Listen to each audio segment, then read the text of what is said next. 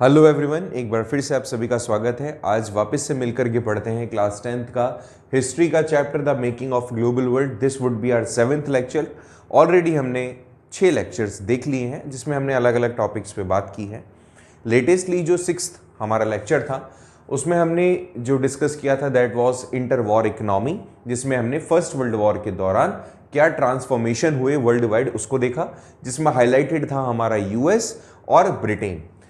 तो अल्टीमेटली जैसे हम सभी जानते हैं कि ब्रिटेन काफ़ी ज़्यादा पावरफुल था, बट यूएस ने इसको एज अपॉर्चुनिटी देखा जब वॉर टाइम हुआ, क्योंकि उसमें ब्रिटेन काफ़ी पीछे रह चुका था, हो गया था कह सकते हैं। और लास्ट में आता है क्योंकि यूएस तो उस टाइम उसके पास में काफ़ी ज़्यादा टाइम बचा हुआ था, रिफॉर्मेशन का टाइम था, एंड फाइनली जब वॉर एंड पर थी तब उसने अपना एक कह सकते हो मास्टर स्ट्रोक प्ले किया और फाइनली वो जो वॉर हुआ उसको ख़त्म उसने कर दिया। फर्स्ट वर्ल्ड वॉर की बात कर रहा हूँ, बट ब्रिटेन काफ़ी पीछे रह गया एंड फाइनली ब्रिटेन अब सुपर पावर में काउंट नहीं हो रहा था, it was only US. Okay, so इसी को और थोड़ा सा समझते हैं और आज का यूरोप के एस्पेक्ट में डिस्कस करते हैं कि कैसे मास प्रोडक्शन हुआ और कैसे मास कंजप्शन हुआ। ये चीज़ तो हम समझ चुके हैं कि अभी तक ब्रिटेन की कंडीशन क्या थी यूरोप के अंदर, already we have seen that. इसको थोड़ा सा और आगे बढ़ के देखते हैं कि क्या क्या चीज़ें ऐसी हुई वर्ल्ड में जिसने बदलाव किए। अगर हम ओवरऑल देखें तो मास प्रोडक्शन का मतलब, मास कंजप्शन का मतलब होता है बड़े पैमाने पर, ठीक है। तो कैसे क्या हुआ, तो हम सभी जानते हैं कि अगर हम कह रहे हैं कि US was now a big player in the global world, ऐसे में यूएस ने क्या करना होगा, यूएस को ज़रूरी होगा कि वो अपने इकोनॉमी को रैपिडली ग्रो करे। क्योंकि बहुत सिंपल सी बात है कि अगर ऐसी कंडीशन आ चुकी है कि नाउ वर्ल्ड को अब आप रिप्रेजेंट कर रहे हो, वर्ल्ड में आप एक बहुत बड़े सुपर पावर के तौर पर आ रहे हो, तो आपको उसी पेस को मेंटेन करने के लिए बहुत सारी चीज़ें करनी होगी। ऐसा ही कुछ करने का स्टार्ट किया यूएस ने। तो यहां पर जो हमारा टॉपिक है that is one important feature of US economy 1920s की बात करें तो, अगर कि यहां पर ये एक मास प्रोड्यूसर बन गया था। Okay, so it was one of the features जिसके अंदर मास प्रोडक्शन का काम हो रहा था यूएस में in the year 1920s। If you will see then we will discuss about the first world war. It started in 1914 and ended in 1918. It was a transition time when Europe was facing such problems, and just after the first world war some other powers also emerged. One of the power we are talking about that is US. ऐसे ही तो था कि US क्या हुआ, उस time तक तो Europe के अंदर सारी पावर सुप्रीम थी। अब तक सभी लोगों का फोकस जो था वो यूरोप पर था, चाहे जर्मनी हो, चाहे ऑस्ट्रियन हंगरियन एम्पायर हो, ठीक है, टर्किश एम्पायर हो, या फिर ऑटोमन एम्पायर हो, इधर ब्रिटेन चले जाओ, फ्रांस चले जाओ, यूरोप, ब्रिटेन, फ्रांस, इसके अलावा अभी उधर रशिया वाले थे, ये सारे मिलके आपस में लड़ रहे थे। बट अमेरिका तो बिल्कुल अलग था। अब यही हुआ जब फर्स्ट वर्ल्ड वॉर के बाद में, जब इन सब के साथ में जो जो चीज़ें होनी थी हो चुकी थी, एंड फाइनली जो मास्टर स्ट्रोक प्ले किया वो यूएस ने किया। एंड जब काफ़ी लंबे टाइम तक 4 साल तक वो लड़ रहे हैं, और इसके बाद में फाइनल में यूएस जब आता है तो यूएस, क्योंकि उस टाइम तक उसके पास से ज़्यादा कुछ विड्रॉ हुआ नहीं था, फाइनली अपनी टेक्नोलॉजी की बेसिस पे, क्योंकि उसने काफ़ी एडवांसमेंट किया था अपनी टेक्नोलॉजी में, उसने इन सबको वाइप आउट कर दिया। और किस तरह से सामने वो अपनी इकोनॉमी को लेकर आता है वही टॉपिक है हमारा। अगर आप इसको देखेंगे मास प्रोडक्शन के पॉइंट ऑफ व्यू से देखेंगे तो यहाँ पर एक कार मैन्युफैक्चरिंग कंपनी थी फोर्ड, आप सभी जानते हो। इसका मैन्युफैक्चरिंग होना शुरू हुआ था हेनरी फोर्ड के थ्रू। पहले 1 नंबर का क्वेश्चन आप याद रखें, कार मैन्युफैक्चरिंग जो मैन्युफैक्चरर थे हेनरी फोर्ड, फोर्ड कंपनी के मालिक जिसको आप सभी जानते होंगे, उन्होंने यहां पे मास प्रोडक्शन करना शुरू किया। इन्होंने क्या किया, एक नया सेटअप स्टार्ट किया। आप सभी जानते हो शिकागो, आपने सुना होगा नाम, तो शिकागो में इन्होंने एक स्लॉटर हाउस में, बुटचर हाउस में आप कह सकते हो, एक नया प्लांट लगाया, ठीक है। अब एक नया प्लांट जो था डेट्रॉइट में, उन्होंने एक नया कार प्लांट लगाया that was run by mechanism, जो एक मैकेनिज्म से चल रहा था। यहां पर काफी सारे, मतलब आप बोल सकते हो असेंबली लाइन है, कन्वेयर बेल्ट होते हैं, एक जगह एक चीज़ बन गई, फिर दूसरी जगह पर वो रेडी होके जाएगी, दूसरे वाले का काम केवल होगा उसका नेक्स्ट स्टेप में उसको पहुंचाना। तो ऐसे ही यहाँ पे असेंबली लाइन होती थी, ये पहली बार ऐसा हुआ था जो असेंबली लाइन के थ्रू ये चीज़ें हो रही थी। And it has given the, you could say कि यहाँ पर इन्होंने एक बेस दिया, प्रोडक्शन को रन करने में फास्टर हो गया और ये काम अब चीपर हो गया। बहुत सारे रीजन थे ऐसा क्यों हुआ। देखो अगर आप देखेंगे यहाँ पे पहली बार ऐसा था असेंबली लाइन को हम यूज कर रहे थे, अब असेंबली लाइन के थ्रू जब आप कोई काम कर रहे होते हो तो it give you the boost. क्यों? क्योंकि अब आप सारा काम मशीन के थ्रू कर रहे हो। तो ऐसे ही इन्होंने कहा कि जो असेंबली लाइन के अंदर जो वर्कर्स थे वो बार बार सिंगल टास्क करते थे मैकेनिकली और कंटिन्यूसली, जैसे कि किसी मशीन का कोई पर्टिकुलर पार्ट कार में फिट करना है, ठीक है, और फिर वो कन्वेयर बेल्ट के थ्रू आगे की ओर चला जाता था। ये जो तरीका था इससे आउटपुट इंक्रीज हो गया पर worker by the speeding up the pace of the work. This was the way of increasing the output पर वर्कर। एक ही आदमी अगर सारे काम कर रहा है तो कहीं ना कहीं भूल चूक हो सकती है उससे, फिर उसके एफिशिएंसी में क्वेश्चन मार्क आ सकता है। बट एक आदमी केवल एक ही काम कर रहा है तो उसका आउटपुट जो होगा वो काफी ज्यादा रैपिड होगा। इसी दौरान अगर हम हेनरी फोर्ड का फर्स्ट अगर उसका प्रोडक्शन देखें तो यहां पे आपको दिख रहा होगा जो मॉडल, इस तरह की कार आपको विंटेज कार में देखने को मिलती है। ये एक तरीके से उस टाइम पर काफी फेमस थी। अब होता क्या था, देखो यहां पर टी मॉडल कहते हैं बेसिकली इसको। यहां पे standing in front of a conveyor belt no worker could afford to delay. अब आप सोचो कन्वेयर बेल्ट पे अगर आपने किसी पीस को छोड़ दिया और वो आगे बढ़ गया तो इसका मतलब आपने चूक कर दी। तो हमेशा उसको अटेंटिव होना पड़ता था, डिले हो नहीं सकता था, ना ब्रेक ले सकता था, ना ही किसी फ्रेंडली अपने जो वर्कमेट है उसके साथ बातचीत कर सकता था, मतलब गप्पे मारना वगैरह कुछ नहीं हो सकता था। रिजल्ट ये रहा कि हेनरी फोर्ड्स की जो कार थी अब असेंबली लाइन में 3 मिनट के इंटरवल के अंदर, can you imagine, Henry Fords car come of the assembly line at 3 minute interval. Her 3 minute बाद में आपको हेनरी फोर्ड्स की ये जो कार थी ये आपको कन्वेयर बेल्ट से उतरती हुई दिखती थी। ऐसे में इनका जो अचीवमेंट था वो सबसे बड़ा यही था कि इनका काम काफी तेजी से हो रहा था एंड प्रीवियस मेथड जो फॉलो कर रहे थे उससे काफी रैपिड था। वुड यू बिलीव कि इनका जो पहला टी मॉडल फोर्ड जो था वर्ल्ड के अंदर सबसे तेजी से फैलने वाला and one of the popular brands as well, you know, तो world's first mass production car it was T model Ford, यही है। इसके अंदर आगे जाके बहुत सारे वेरिएंट आए दूसरे, बट ये बेसिक इनका मॉडल है जो इस तरह का दिखा करता था। ये जो वैगन टाइप आपको दिख रहा होगा, हालांकि इसके अंदर फिर आगे और भी बहुत सारे मॉडिफिकेशन हुए एज अर्लियर टोल्ड यू। तो देखिए यहाँ पे मैंने आपको बताया, इसमें हमें क्या देखना है, 1 मार्क क्वेश्चन में हेनरी फोर्ड आएगा, इनका पहला मॉडल आएगा और 3 मिनट का स्पीड अप होगा और 1920s के आसपास के हम इसको बात कर रहे हैं, ठीक है। सो अगर हम इसको थोड़ा सा और एलैबोरेट करते हैं, इसी को मास प्रोडक्शन एंड कंजप्शन की बात करते हैं अगर अपन, तो यहां पे at the first works at Ford factory was unable to cope with the stress of working on assembly line in which they could not control the pace of work। अब problem यह है कि स्टार्टिंग के अंदर तो आपने pace maintain कर लिया, स्टार्टिंग में तो आपके पास ऑर्डर आने लग गए, बट जब ऑर्डर आने लगे, जब आपका सेम पेस था तो वही एफिशिएंसी वर्कर्स की नहीं रह सकती, they are not machines. So ultimately जो ह्यूमन रिसोर्स था वो वीक पड़ने लगा। यहाँ पे जो फर्स्ट वर्कर्स थे at the Ford factory were unable to cope up with the stress of working, इस स्ट्रेस को वो बियर अप नहीं कर पाए। सो जो पेस था काम करने का वो स्लो हुआ। देखिए the quite in the large number in the, अगर आप स्टार्टिंग में फोर्ड कंपनी का वेजेस देखें तो उन्होंने क्या किया, अब नहीं काम कर पा रहे हैं, so what they have done, जो हेनरी फोर्ड थे, they have doubled the daily wages to $5 in January 1914। इन्होंने जो डेली वेजेस थे उसको जस्ट डबल कर दिया 1940s में।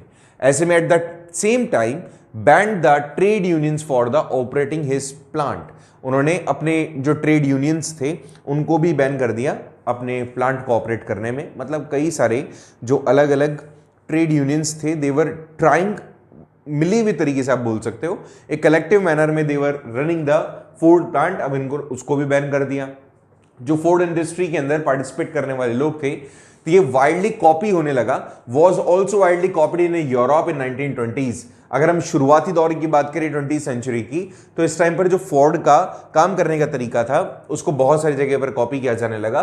जो मास प्रोडक्शन था, the mass production lowered the cost and the prices of engineered goods, जो भी इंजीनियरिंग गुड्स थे उन सभी का प्राइजेस भी क्या होने लगा, कम होने लगा, कॉस्टिंग भी कम होने लगी और हायर वेजेस मिलने लगे।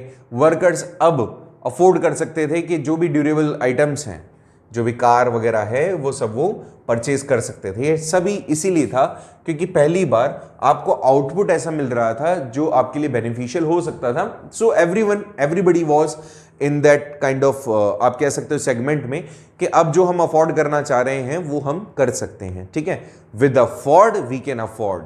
Okay, so they have done कि जितने भी फॉरेस्ट इंडस्ट्रियल प्रैक्टिसेस थी अब ये वाइडली कॉपी होने लगी यूरोप में, मतलब इनका जो सेटअप था वो कॉपी हो रहा था। एंड हाई वेजेस के कारण अब वर्कर्स भी काफी खुश थे because they can actually afford whatever they want. Similarly there was a kind of different things also जहां पे मैकेनिज्म ने काफी तेजी से अपने पैर फैलाए। चाहे आप टेक्नोलॉजी की बात करो, चाहे दूसरी किसी मशीन की बात करो, ये भी अब आपको आसानी से देखने को मिल सकती थी। यहां पर भी वर्कर्स क्या करते थे, अब वर्कर्स इन सभी चीजों को ले रहे थे, हाँ, लेकिन ये क्या कर रहे थे, एक इसको क्रेडिट पर ले रहे थे, वीकली भी हो सकता था, मंथली इंस्टॉलमेंट्स में, इन सब चीजों को वो लोग ले रहे थे। इसका मतलब इंडस्ट्रीज काफी तेजी से रैपिडली ग्रो कर रही थी। केवल एक कार सेगमेंट नहीं था, ये दूसरे जो इक्विपमेंट्स थे जो ऑलरेडी आ चुके थे, इन्वेंट हो चुके थे, नाउ अब वो ऐसे बहुत तेजी से वर्किंग में आ चुके थे। अगर ऐसा नहीं होता तो शायद उसके अंदर वेरिएशंस नहीं आते। मोबाइल फ़ोन अगर पहले ही कोई अफोर्ड नहीं कर पा रहा होता तो उसमें टेक्नोलॉजी एडवांस नहीं होती। जब यूजेस होते हैं अल्टीमेटली तभी उसके अंदर बदलाव आते हैं। तो ये भी होने लगा। सिमिलरली केवल कार ही नहीं, दूसरे गैजेट्स और इक्विपमेंट्स भी यूज़ आ रहे थे। अब अगर यहाँ पे आप सारी इन चीज़ों को अगर ओवरऑल एक जगह लेकर आ जाओ तो 1920s के आसपास कंजप्शन एंड हाउसिंग जैसी चीज़ों के अंदर भी बूम आया।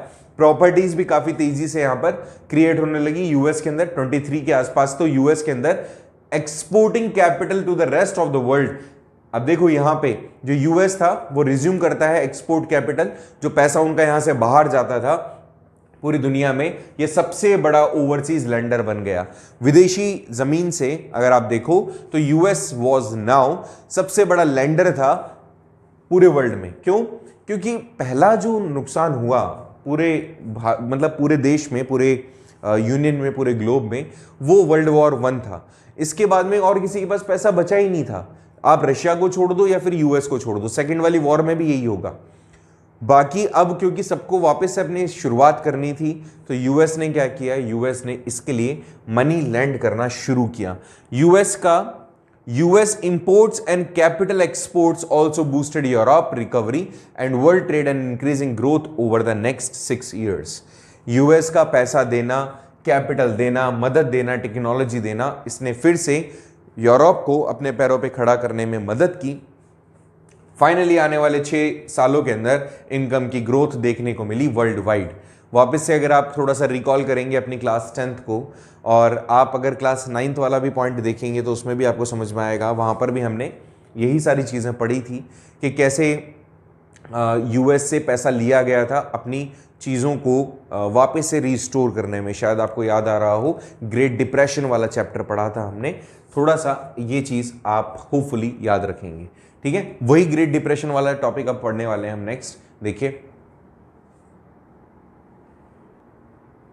होपफुली आपको ग्रेट डिप्रेशन से कुछ याद आ रहा होगा। याद करो इस चीज़ को। क्लास 9th का टॉपिक जिसमें हमने नाजिज्म वाले चैप्टर के अंदर देखा था, the year of great depression, ये उसी से रिलेटेड है, ठीक है। ग्रेट डिप्रेशन तुम जानते होंगे, काफ़ी सारी चीज़ें होती है इसमें। जो ग्रेट डिप्रेशन है इट स्टार्टेड इन 1929, उसमें भी यही था, 32 तक चला था, आपको याद होगा। अचानक से पॉपुलेशन बढ़ गई थी जर्मनी के आसपास, यूरोप के आसपास। सो यहाँ पर यही कहा इसने, ग्रेट डिप्रेशन की शुरुआत होती 1929 में। और उसमें भी आपको याद होगा, मैंने जब पढ़ाया था कि उसके अंदर भी यूएस जिम्मेदार था। इसके अंदर शेयर मार्केट, याद आ रहा है, वॉल स्ट्रीट के अंदर शेयर्स अचानक से डाउनफॉल हो गया था। वही सब चीज़ें हैं कि 1929 के आसपास इसकी शुरुआत होती है, 1930 के आसपास ये चलता है मिड तक।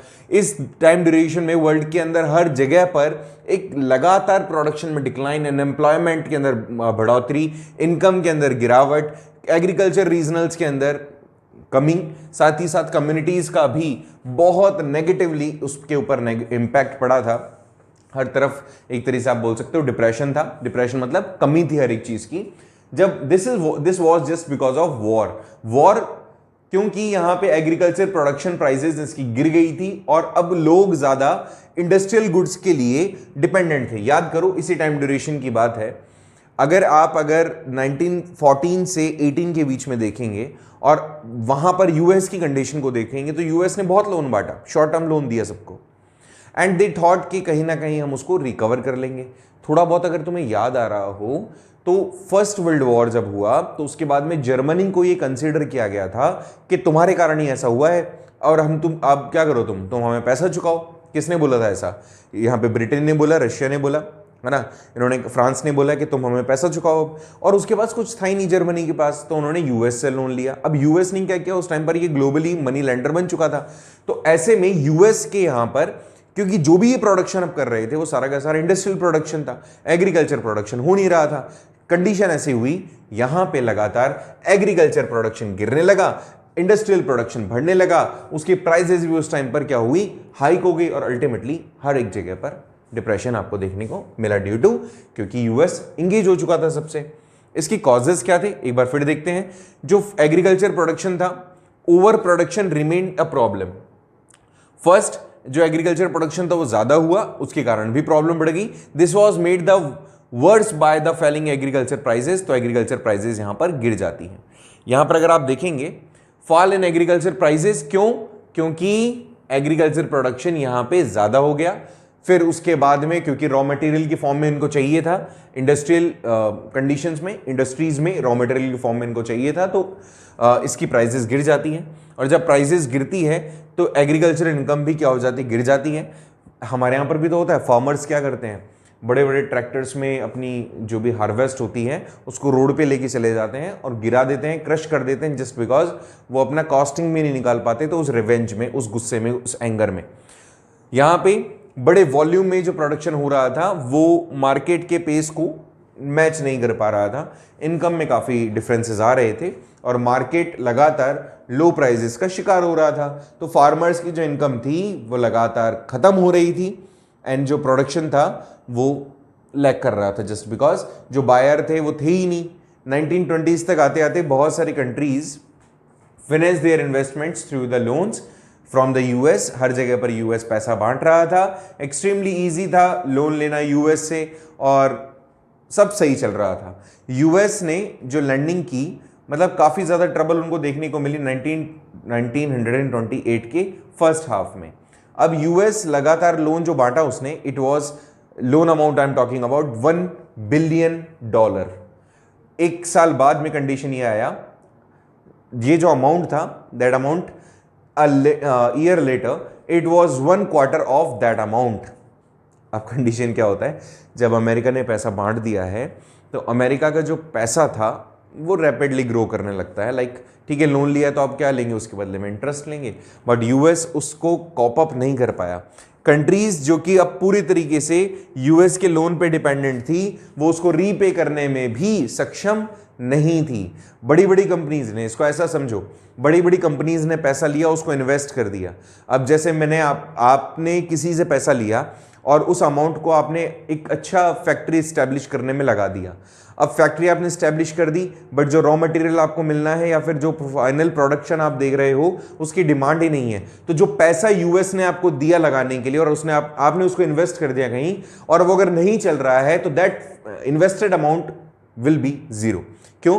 क्योंकि उसका आउटकम नहीं है। ऐसा ही कुछ यूएस के साथ हुआ, जब यूएस ने पैसा बांट दिया, that amount was invested somewhere and अब जब वो उसका आप बोल सकते हो मल्टीप्लाइज अगर नहीं हो रहा था तो US was unable to have their जो भी इन्वेस्टेड अमाउंट था या जो भी लैंडिंग अमाउंट था वो उसको गेन करने में मतलब कैपेबल नहीं था।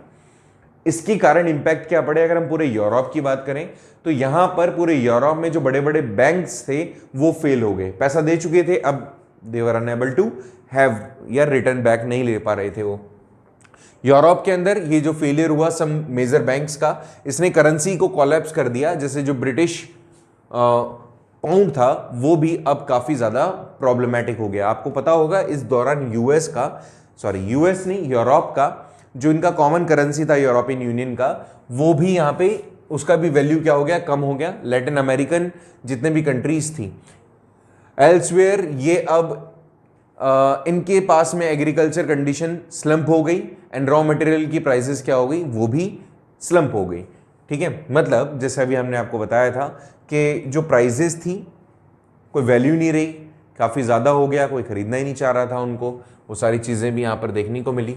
अगर हम और प्राइजेस की बात करें, जैसे लगातार प्राइजेस में कमी आ रही थी, तो वो भी एक डिप्रेशन का ही एक हिस्सा थी। यूएस के जो बैंक थे वो भी डोमेस्टिक लैंडिंग्स में कलेक्टेड बैंक लोन्स इन सब के अंदर हाथ उनके खड़े हो गए, जस्ट बिकॉज यूएस बैंक ने जो जो लोन दिए जिसको भी डोमेस्टिक लेवल पे, इंटरनेशनल लेवल पे, अब वो उसको वापस से नहीं गेन कर पा रहे थे।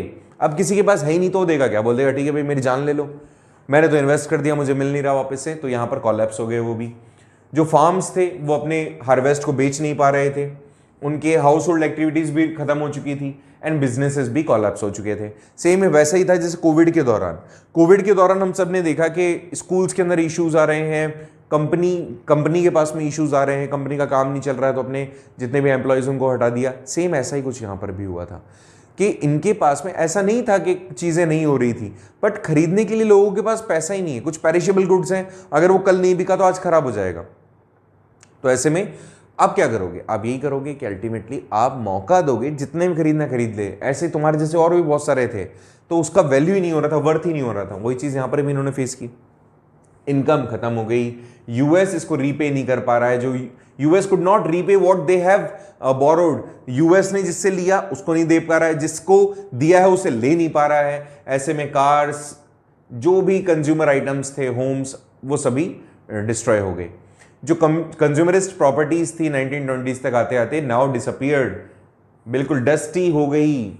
जो चीज़ बेचने के लिए थी, जिस चीज़ को लोग अपना ये मान रहे थे कि इसका ज़्यादा वैल्यू होगा, जो असेट्स है वो बढ़ेगी, वो खत्म हो गई। अनएम्प्लॉयमेंट हर जगह देखने को मिलने लगा, हर तरफ आप देखेंगे तो काम की तलाश में लोग घूम रहे हैं। बैंकिंग सिस्टम भी कोलैप्स हो गया, शेयर मार्केट भी डिस्ट्रॉय हो गया। जब यूएस में ऐसा हुआ, ज़्यादा अति जो होती है ना, खराब होती है, वही चीज़ यहाँ पर इसने एग्जाम्पल दिया। तो फाइनली यूएस बैंकिंग सिस्टम खत्म, और यहां पर रिकवर आप कर नहीं पा रहे थे अपने इन्वेस्टमेंट को, आप लोन को रिकलेक्ट नहीं कर पा रहे थे, अपने रीपे नहीं कर पा रहे थे डिपॉजिटर्स को, साथ में जो थाउजेंड्स ऑफ बैंक्स ये बैंकक्रप्ट हो गए। बैंकक्रप्ट का मतलब लीगली जब किसी पर्सन को आप इंश्योर्ड कर दो कि ठीक है ये पे नहीं कर पाएगा, इसको ज़्यादा से ज़्यादा तुम सज़ा दे सकते हो। तो किसी ने अगर 10-15 लाख रुपए लिए थे तो उसके साथ सेटलमेंट होता है, बैंकक्रप्ट में सेटलमेंट होता है, जितना दे सकता है उतना ले लो, बाकी इसको छोड़ना पड़ेगा तुम्हें। तो बैंकक्रप्ट हुआ इनके साथ में, एंड फाइनली बहुत सारी चीज़ों को क्लोज करना पड़ा। ये जो क्लोज करने का डिसीजन था, इसने कहीं ना कहीं जो सिस्टम था, बिजनेस जो था, उसको ख़त्म कर दिया। इसका इम्पैक्ट उन कंट्रीज़ पर भी पड़ा जिन कंट्रीज़ को यूएस ने लोन दिया था, क्योंकि उस टाइम तक शेयर मार्केट अपनी बूम पे था। If you will recall your class 9th chapter, the rise of nationalism, sorry ये हिटलर था, द राइज ऑफ हिटलर, ठीक है, नाजिज्म वाला जो चैप्टर था, उसमें हमने ये पढ़ा था कि किस तरह से कंडीशन हुई कि जर्मनी ने जो यूएस से लोन लिया था, अब वो लोन नहीं रीपे कर पा रहा था। इनके जो शेयर मार्केट था, वॉल स्ट्रीट था, उसमें शेयर की प्राइसेस बिल्कुल क्रैश हो गई। अल्टीमेटली जिन लोगों ने इन्वेस्ट किया था कहीं पर, उनका इन्वेस्टमेंट भी जीरो हो गया। कोई एक कंपनी खुली, उसमें आपने पहले उस कंपनी ने उसको ओपन करने के लिए यूएस से पैसा लिया, फिर उस कंपनी को चलाने के लिए आपसे इन्विटेशंस आपके पास आए और आपने उसमें पैसा इन्वेस्ट किया। अगर उसके शेयर फाइल हो गए तो अल्टीमेटली आपका लगाया हुआ 100 रुपये आज 10 रुपये हो गया, तो आपका वैल्यू क्या हो गया, खत्म हो गया। तो वही चीज़ यहाँ पर हुई, और दिस वॉज द रीज़न कि बहुत नेगेटिव इम्पैक्ट पड़ा पूरे वर्ल्ड पर इस ग्रेट डिप्रेशन का ड्यू टू यूएस। ठीक है, सो यहाँ पर ये इम्पैक्ट्स हमने देखी कि कैसे यूएस ने इन सब चीज़ों को एक तरीके से आप बोल सकते हो झेला, और यूएस के कारण फिर दूसरी कंट्रीज़ ने इसको किस तरह से फेस किया। This was all about the great depression. Hopefully आपको ये चीज़ समझ में आई होगी। एंड इनिशियली हमारा जो हमने ये भी देखा था कि किस तरह से टेक्नोलॉजी का और पहली बार मैकेनिज्म का यूज़ करके प्रोडक्शन को बढ़ाया गया था यूएस के अंदर। This was all about the chapter and today's lecture. So मिलते हैं नेक्स्ट वीडियो में। हमारा टॉपिक होगा इंडिया का इस ग्रेट डिप्रेशन के अंदर क्या कंडीशन रहा, इसको डिस्कस करेंगे नेक्स्ट लेक्चर में। तब तक के लिए see you, have a nice day.